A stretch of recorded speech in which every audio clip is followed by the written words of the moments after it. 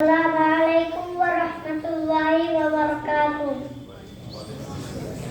الحمدللہ رب العالمین والصلاة والسلام علی سید الانبیاء والمرسلین وعلی آلہ واصحابہ اجمعین، اما بعد، قال اللہ تعالی اعوذ باللہ من الشیطان الرجیم، بسم اللہ الرحمن الرحیم۔ صدر مجلس، اساتذہ اکرام اور میرے عزیز ساتھیوں، آج کی اس سالانہ انشمن میں میری تقریر کا عنوان ہے نماز کی اہمیت۔ تمام مسلمانوں پر دن رات میں 5 وقت کی نماز فرض ہے۔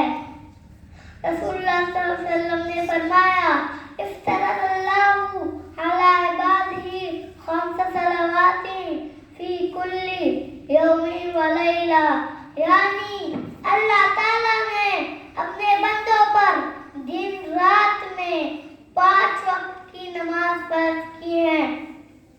نماز دین کا بنیادی رکن ہے، توحید پرست انسان کا شعار ہے۔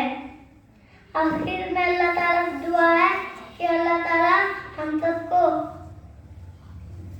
نماز پڑھنے کی توفیق عطا فرما، آمین۔ وآخر دعوانا الحمدللہ رب العالمین۔ السلام علیکم ورحمۃ اللہ وبرکاتہ۔